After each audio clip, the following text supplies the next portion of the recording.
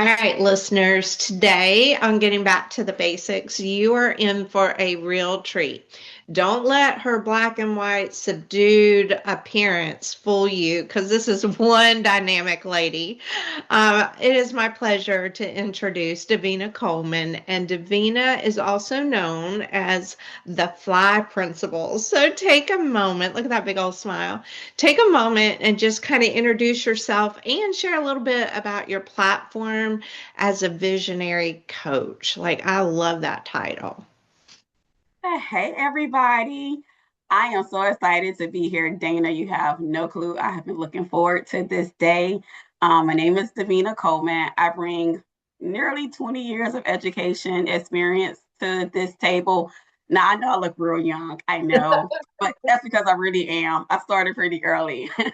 I started out serving as a middle school math teacher, numeracy coach. I've been an assistant principal and a principal of both the elementary and high school. Title one is my jam. That's where my heart passion lives. But each role shaped who I am as a leader. And there's been one consistent lesson, Dana, that has followed me across every single position. And it's this: leadership is not about direction only, it's about modeling. And when you have to get back to the basics, we have to get back to the basics of how we model as a leader. Because staff, they don't just follow what we say, right? Back in the day, it was do as I say, not as I do. Oh, no, you better do what you do, and you better say what you say. They better be in alignment, right? And because staff just don't follow what we say, we have to demonstrate. And students are not going to rise to the expectations, they rise to what they consistently see practice. We got to practice what we preach. And so over time, I learned that leadership is not about being everything to everyone. We just can't do it. Leadership is about creating systems, setting expectations, modeling sustainability so that we can do the work when we leave as a leader. Like it should continue beyond us being in the building. And all of those beliefs is why you see the fly principle. Yeah. Because fly principles, we know how to set boundaries. And so if you get on LinkedIn, you follow me, fly principle, Instagram, all that you're going to see is that being fly is not about fashion. Although you know I love a pair of good heels. It's about the presence that we bring to the table, the confidence, and the clarity in leadership. We set high expectations, but the high expectations are built on strong relationships. We have a positive culture, but that positive culture, it has great accountability. And we encourage, but we encourage through execution, right? Vision to execution. We have to support with high standards. And so that's what the Fly Principle is all about. That's a little bit about me, Dana. Thank you for asking. And it's so funny. I'm giggling on the inside because this is why you were chosen for this chapter. This chapter is Boundaries Are Leadership Moves. And it's about modeling so that there's sustainability for staff and students. And you just beautifully spoke into that is part of your vision, part of your leadership style. But I'm not going to lie because another role you serve in is in that ministry preacher role. And we felt that little action starting to come out. And because that's the chapter we wanted to highlight, and having you as a guest, it was also because you don't just talk the talk, you walk the walk. And I'm not kidding. I had in my notes, in your snazzy heels. Y'all, she's one of those you see coming but you hear her coming before she gets there in those heels. So I also put in my notes and my research, as we were kind of drafting the idea of the podcast, that when I first said it, I was like, oh, that's not what I mean to say. But then I was like, no, that is what I mean to say. And it was that you didn't have expectations because you modeled what was expected, and that's a different form of communication. So it's not do as I say, here's our list of expectations. How your staff and the people around you got your expectations was how you modeled that for them. And so that I mean, we couldn't have found a more perfect fit for this chapter or for this podcast. So you spoke to this a little bit in your introduction, talking about the fly principle, but tell us a little bit more, like, what are your takes when you hear that statement, boundaries are leadership moves? What does that mean to you? When I hear the phrase boundaries are leadership moves, I really think about clarity and consistency. And there's a reason for that. Today's leadership is complex. When you walk inside of schools, like it's just everybody say back in the day. It's not back in the day. There's a lot going on. We have teacher shortages. With a teacher shortage, it brought staffing challenges. Like staff, I'm watching principals who are literally being challenged by their staff today, right? Leaders have pressure coming from everywhere. And what happens is I'm finding people starting to relax their expectations so that they can maintain morale. And it does not work. It's not working. Schools are plummeting in culture and achievement because expectations are beginning to relax so we can keep everybody, quote unquote, happy. But what I learned over the time that I have been in education is that lowering your expectations, it does not create a positive culture. It creates inconsistency. If you keep your boundaries, what we do is we're allowing leaders to set expectations. They can maintain accountability. They protect instructional priorities. It's a school, right? We are back to the basics. It's school. Protect instruction. And then you also need to sustain your leadership effectiveness. When leaders lack boundaries, confusion begins to increase. And then when leaders establish boundaries, you actually strengthen your culture. You don't break it because strong culture is built on it's not built on comfort, Dana. It is built on clarity, consistency, and accountability. I'm just again wanting to like jump up and grab my pom poms because you are the third interview where I've heard that same message. And one of them is from an acting principal right now that her culture has just soared and went from unsatisfactory to an excellent rating, but it was all about putting systems in place, and systems establish expectations, but having the staff be part of that. And then another one of our guests spoke to that same thing of we've got a job to do. And yes, it's going to be based on relationships, but I'm not going to ask anything of you that I'm not willing to do myself. And just that strong, it it is a different time that we're being administrators. But if you have some of those foundational tools, mindset, skill sets, right, you're able to start to prioritize and to set healthy boundaries. Um, Yes. it also makes me think of parenting, right? You got to have boundaries as parenting.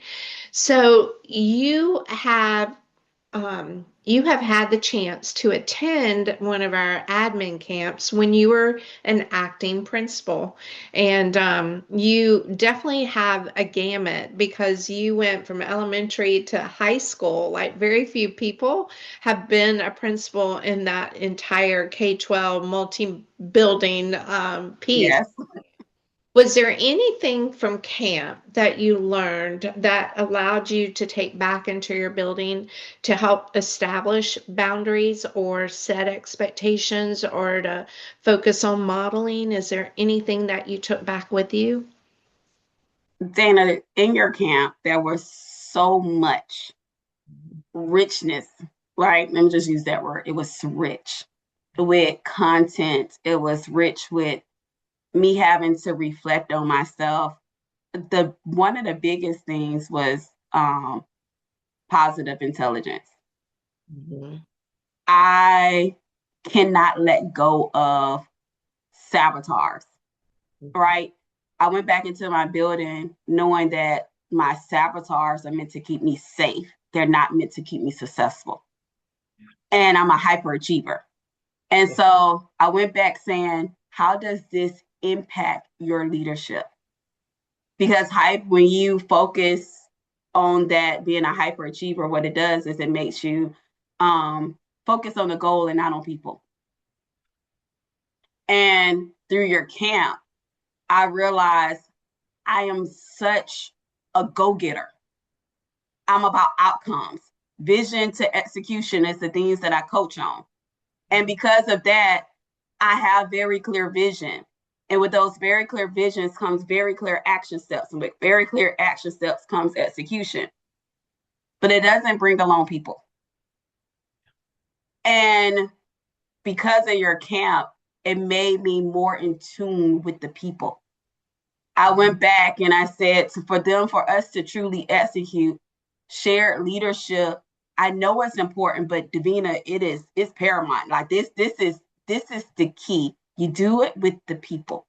Don't let your sabotage stop the success that you can gain. And when I went back in my building, the staff and I in both schools, we're like this. We rock and roll, we jail. I tell everybody, those my people. I love my people. The systems were able to sustain after I left because I did it with the people. Right. And that wouldn't have happened if I didn't walk into your camp. It wouldn't have happened if I didn't sit. What your camp does is it lets people know that positive culture and accountability, they can coexist. They can become one. It is a beautiful marriage between the two. And it's necessary to build environments where staff feel supported while also being held to very high expectations for performance and student outcomes. You can balance that pressure with support. And your camp did that. Well, thank you very much for making me cry on my podcast. Oh my goodness. You just affirmed our mission and vision of why we set off to get back to the basics with admin teams. And it's because when you're in the building, right, Davina, you're trying to manage people, manage crises, keep everybody safe. You're in this management mode and you don't have time to stop and reflect. And so part of coming to camp is to do that, but it's also to grow your leadership acumen, to look at understanding why do we do the things we do in our personal and our professional lives. And if you know what your saboteurs are, you know how to access your sages, and to hear you speak of positive intelligence, that just warmed my heart. But your level of application from your learning, and you're right, you can't do things to your people. You can't do your things at your people. You have to do things with your people. And once you find those ways and strategies to go about, it's just a turning point. And I've seen you grow into this role as a coach. And I see some of your foundational successes as an administrator go into your coaching role.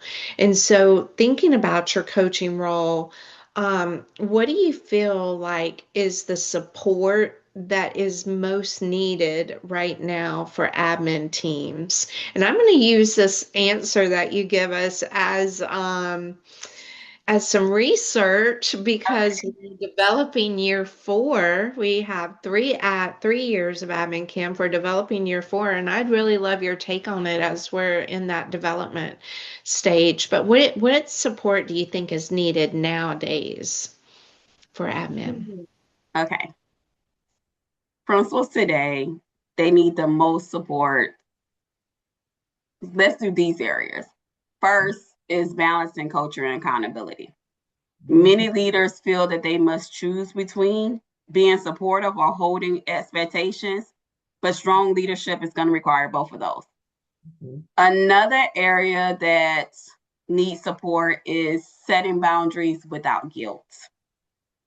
Leaders often struggle with setting boundaries, especially during this staffing shortage, but boundaries protect both the leader's sustainability and the school effectiveness. So you got to do it, and you have to do it without guilt. More than likely, a saboteur speaking, but we'll let you go to camp to learn more about that. Uh, Love it. uh, let's see. The last one, Dana, would be leadership confidence. Yeah.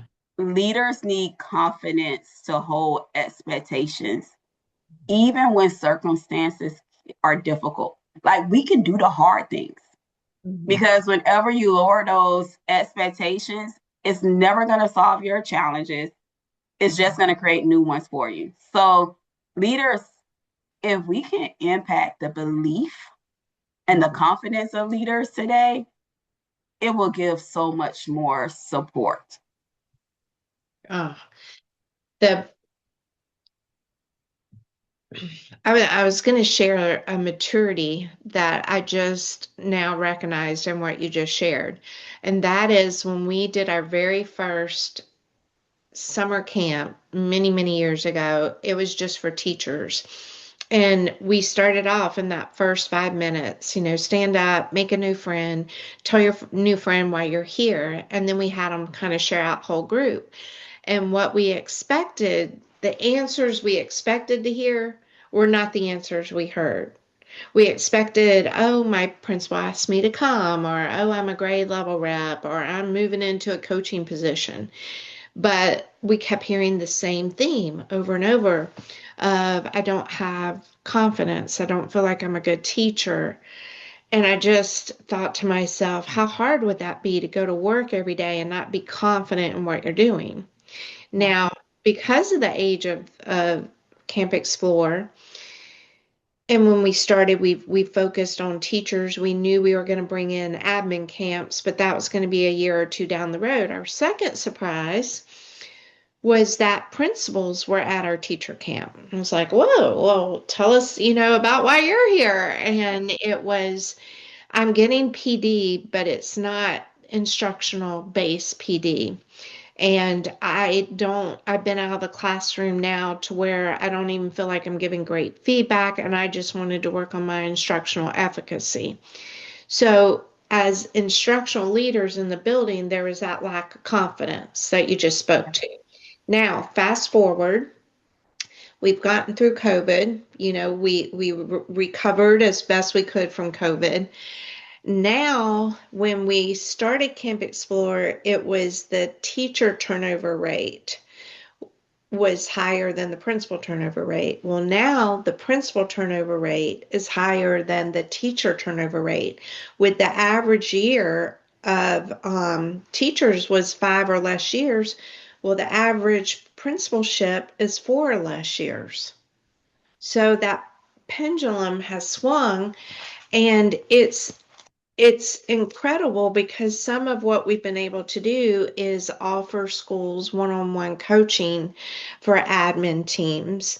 And you are exactly right. They don't have the younger, not younger in their age, but younger in their principalship years, don't have that same level of confidence. And I don't think that I had articulated or made a connection with the principal confidence like I did the teacher confidence. And so, again, how hard would that be to go to work when you're not feeling as confident? And then you may have an incredible admin team, but both of us being principals, I think we have a realization that the buck does stop with you. That accountability level only Yeah.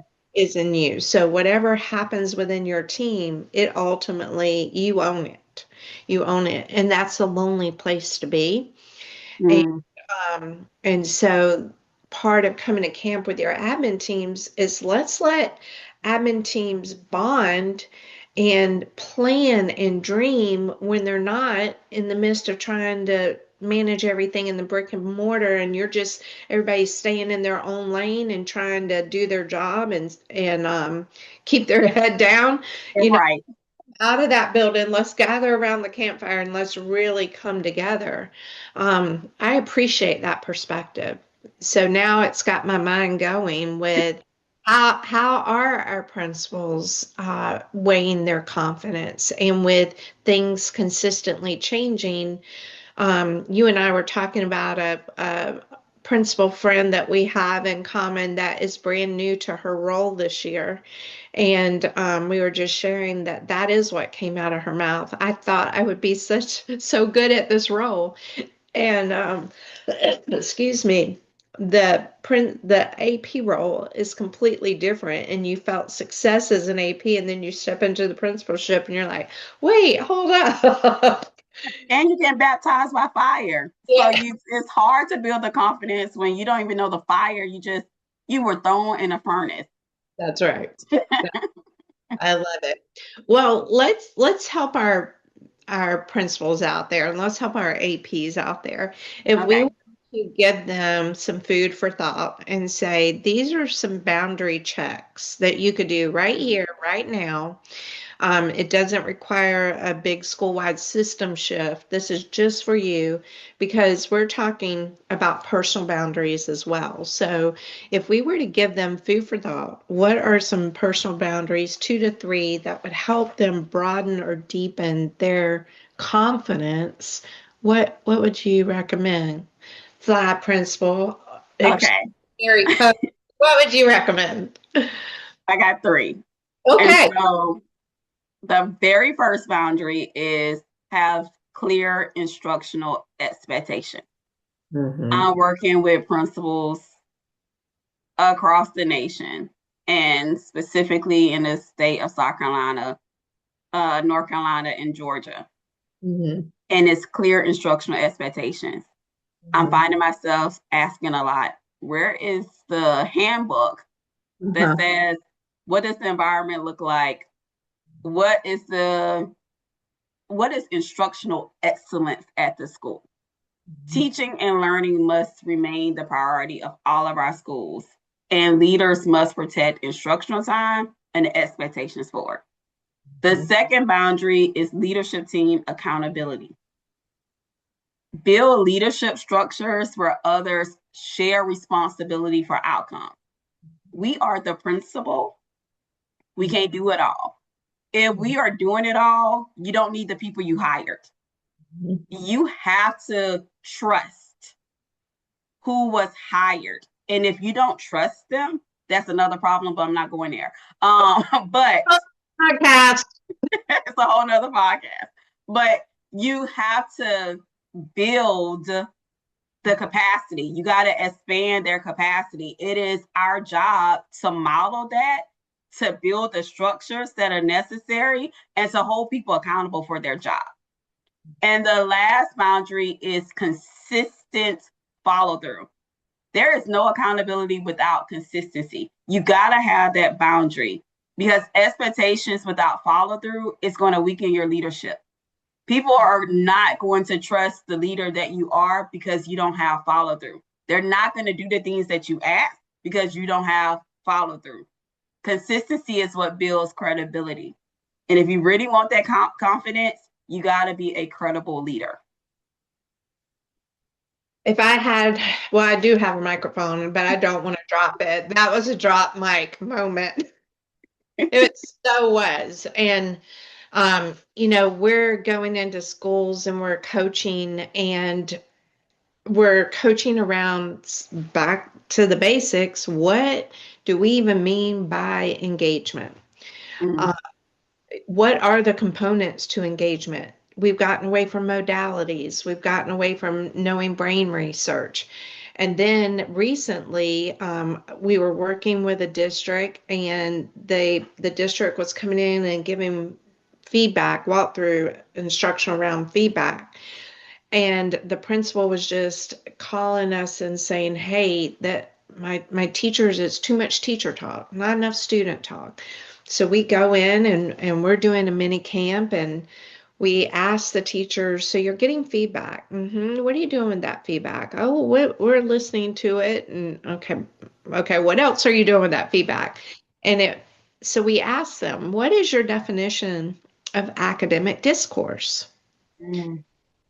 And people literally wrote a question mark. And I thought, okay, well, here's the good news. We've identified the issue at hand. You're giving feedback around a topic that they have no clear expectations of what is academic discourse.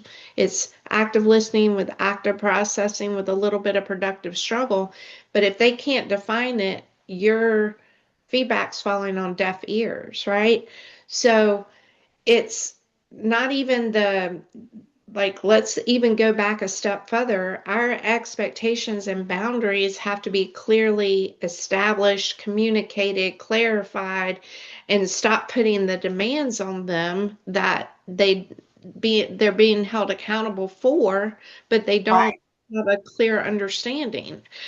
Oh my goodness. So just hearing that was disheartening as an instructional coach, but at the same time, I'm glad we had the ability to have the conversation.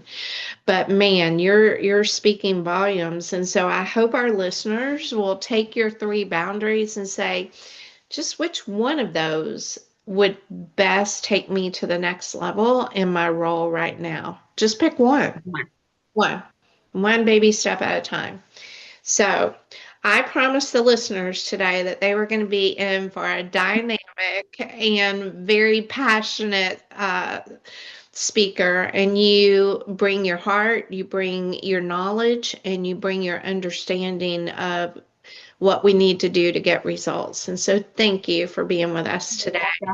And do you have anything coming up in your spectrum that you'd like to share with listeners? Maybe an event or another kind of podcast? And it can even be up to 6 to 8 months from now. But anything you want to invite our listeners to? Absolutely. You guys are so invited to join me in Beaufort, South Carolina. I am my brand beyond Fly Principle is embracing my Genesis. I really believe that you can always create a new beginning for your life, but you have to know what your vision is to do so. And so I'm hosting vision workshops, a 2 hour vision workshop. I do them one per quarter down here in Beaufort, South Carolina, in the land of the low country. My next one's coming up June 20th, 2026, August 22nd, and the last one is November the 14th. And you can learn more about it at www.davinalcoleman.com. Don't forget the L because that's so important. Where I teach people how to declare, lock in, and complete. And that's just here in Beaufort, but at some point, Dana, I'm a visionary. And so I am birthing my vision.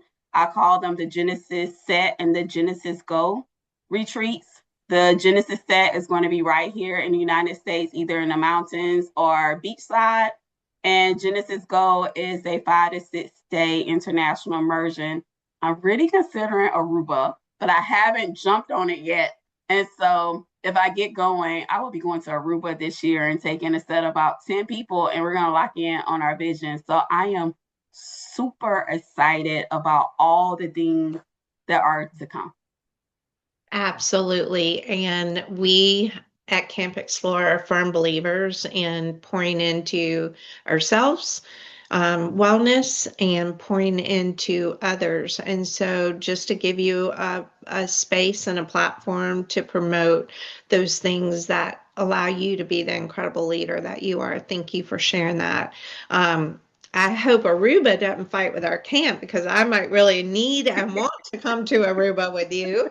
I know Mary Margaret would love to do that as well, because that is part of the camp experience is just get away from life and then be able to have the openness of the space around you. And because without your why, right, without that vision, without your why, how do you move forward? How do you move forward? So keep doing the important and powerful work that you're doing, and don't stop being your dynamic self and wearing those dynamic sassy shoes that you wear down in the low country. All right, thanks again. Thank you. Bye.